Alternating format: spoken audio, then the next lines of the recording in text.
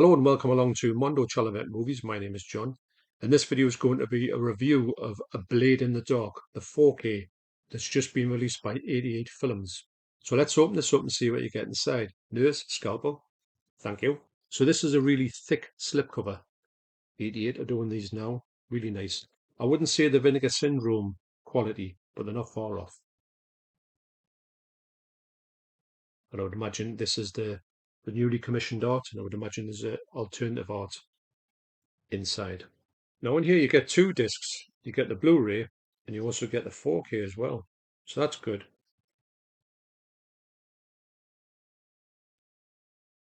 Nice art there. Is that the alternative art? Possibly. Let's have a look. So this alternative artwork is the previous art that was on here. Obviously it's changed it to the Italian title there. This one in here and the inside has got that cover on. Yeah. This is also spine number 6. Like I say, if you wanted to, you could put that up there and have it in there, but it just wouldn't go. I'll show you what I mean. So if you wanted to upgrade the Blu-ray and take that one out and put that one up there, it just for me it just ruin that continuity there for me personally. So inside the previous Blu-ray, you got this art card.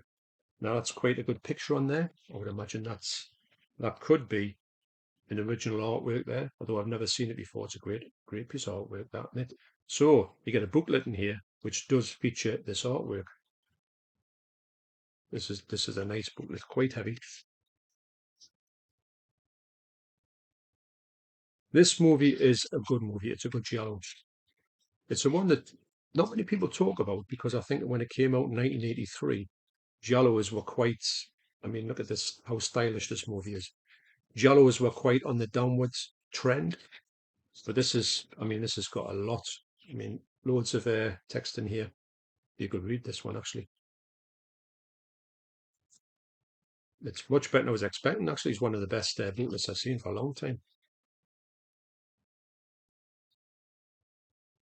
Yeah.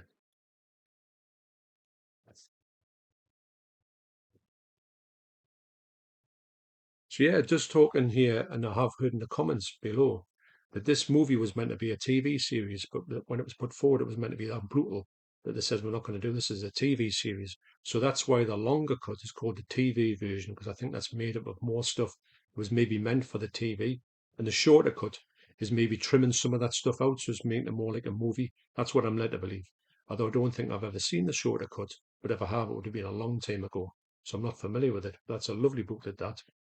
Also, you do get this big poster.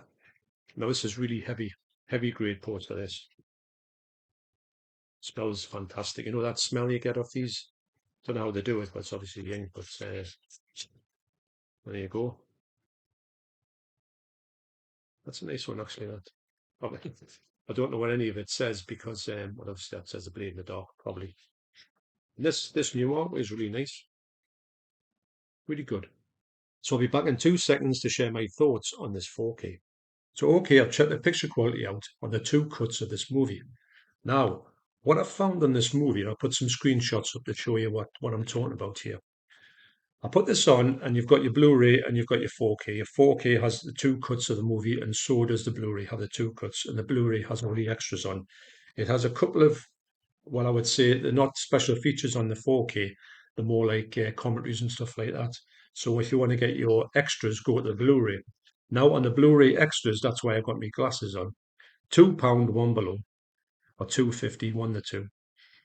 In here, you get a brand new 4K remaster from the original negatives presented in ultra high definition, presented in Dolby Vision, high dynamic range HDR, and HDR10 compatible. And you also get the same Blu-ray. Now, the Blu-ray has definitely been remastered because when I put this Blu-ray on, there was a definite difference, which I'll talk about on this video. And you get a 2.0 English mono, and the soundtrack has got a great soundtrack. It's nothing to write home about. It's not going to be bombastic, Dolby Atmos. Although I could have done with a bit Dolby Atmos this film because it's quite immersive in that way. Got a lot of strange set pieces in a house, so I do think this would have benefited from it. But it's still good. It's got like I say, it's got a great soundtrack. So on here you do get a couple of new extras. They are Bava's blade, an interview with director Lamberto Bava, Lighting the Blade, an interview with cinematographer Franzo Battaglia, and also Exploitation Mogul, an interview with producer Mino Loyo. And you also get the two archive ones that are on here. Archive Q&A with Lamberto Bava, an archive interview with cinematographer Gianfranco Battaglia. So they're on there. So you get basically everything you would want to get from this movie. Now, when I put this on, I put the 4K on after looking through this on a previous video. Now, I'm not going to talk too much about this movie because I talked about quite a lot on my previous video, was talked about what to expect from this release. So I'll leave that link down below. And if you want to check out a little bit more of this movie, then, check out the information on that video. So what I will do is I will read out what it says on the back of here. It says it's a Giallo blood opera, which features some of the most grueling sequences in the genre's vast canon.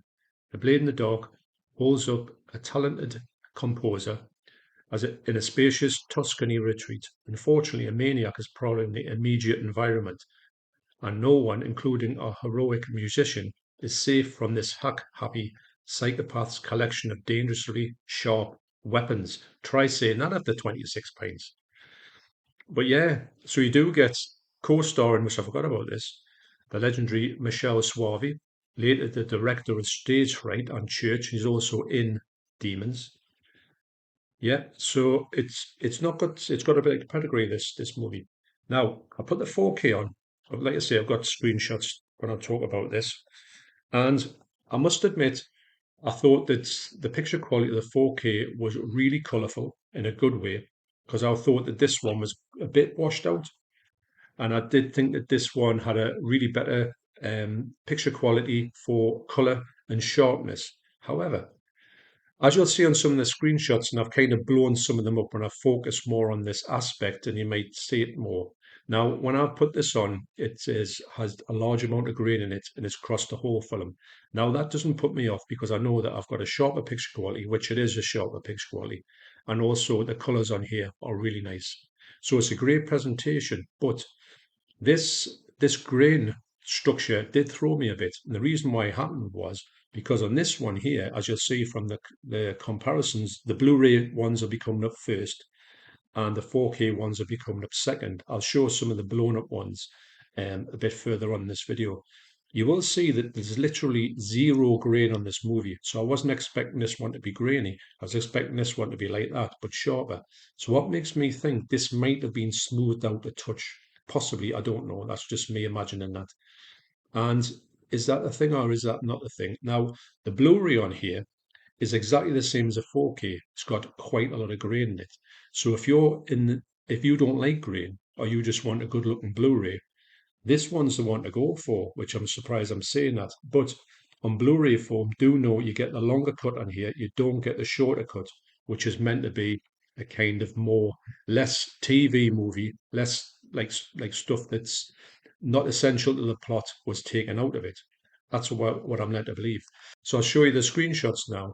Blu-ray first, 4K second. Yeah, honestly, when I put this on, I was like grabbed by how the blacks on here are really good. It's got some sensational black levels on here, which I knew it should have because of the fact that this movie's shot at night predominantly, or dusk, or low level lights, interiors mainly. So really, when it goes outside, your grain tends to be a bit less, but it's still there. It's one of those ones where you see grain inside, it usually disappears on an exterior shot, but it didn't on this one. Now I'm not casting any aspersions on this. I think the grain is okay because it's needing to get there because they've probably got this back to the original negatives and you went for a really honest transfer. And by honest, I mean haven't put any DNR on here. Now that would have made this practically unwatchable if they tried to get rid of the grain on here, and you would have got this because it would have probably been less than the Blu-ray in my estimation. But I think this one, the colours in here are absolutely brilliant, and it's a really colourful movie. I thought the colours on the previous Blu-ray were quite washed out. I always thought that. Yeah, so I do think that this is a really good upgrade, but it was quite surprising to see how much grain is in this movie compared to the Blu-ray, which literally had none. Now, it's weird to be saying that, but I'm glad actually I am keeping this Blu-ray, obviously, because it goes in with my rest of my collection. But it's one of those ones where, if I wanted to, I could go back to that Blu-ray. It's a great comparison, actually. And the comparison to this one means that I do think that this is a solid upgrade on colors and sharpness and picture quality in general. Personally, I'm happy with the upgrade on the 4K. I'm happy to get that shorter cut. I'm really interested in seeing the shorter cut just to see what it's like because I don't think I've ever seen it. When I put it on, you could tell there was differences in it. I don't know what they are, but I know that the movie starts off differently in this one, and it starts off at a different point in that one. But it's really weird because at the start of this movie, it features Bob from House by the Cemetery. I mean, on another role, and he is going down into this cellar with his kids, and they're daring him to go down into the cellar.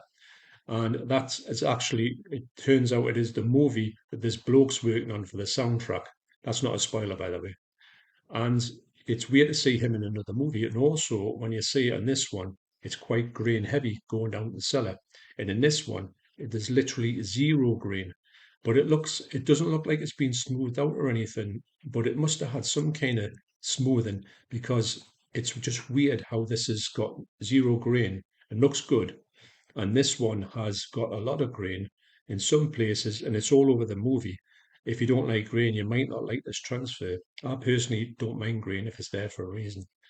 But that was it's a strange thing that I wasn't expecting to come across when I did check this out. Because, like I say, with this transfer, I wasn't expecting this one to bring in the grain. But they must have had to do it to get this transfer to where it is. Because I do think that this movie does benefit a lot from the sharpness. Because as well as this movie doesn't look like it's been DNR'd, it is quite soft in places. So that might lead to the fact it was. I don't know. Seems a bit of a strange one because I would not have thought that when I saw this one. Yes, it wasn't the sharpest of movies and it wasn't the most colourful of ones, but I wasn't looking at it and thinking, oh, it's being DNR'd, mind, because sometimes you can tell a mile off. So really interesting comparison that usually you kind of see the same again, but just in a better quality, or not so much of a better quality, but it really is a better quality, but it's got that green level, and of course as well the Blu-ray as well. If you want to stick with a Blu-ray and you want to upgrade the Blu-ray, you might not want to upgrade the Blu-ray if you don't mind not seeing that shorter cut or the extras, because this one here it looks more or less the same, just with no grain in it. And this one looks a bit better. I'm not going to say it's not better. It's definitely a new remaster, but you've got the grain added back into the Blu-ray, which is quite unusual. I can understand the 4K bringing out the grain, but the 4K on the Blu-ray, a little bit strange. But I'm not taking anything away from it. This is for me is a great upgrade, great film. I'm excited to get to see that shorter cut, which sounds daft, but I think that's going to be a good rejig of this movie. It might make it flow better because sometimes on the longer cut, there is times when you think it could be maybe shortened a touch. So maybe that'll help with the sequencing of the movie. Possibly, I don't know. I haven't watched it yet, but I'm dying to watch it.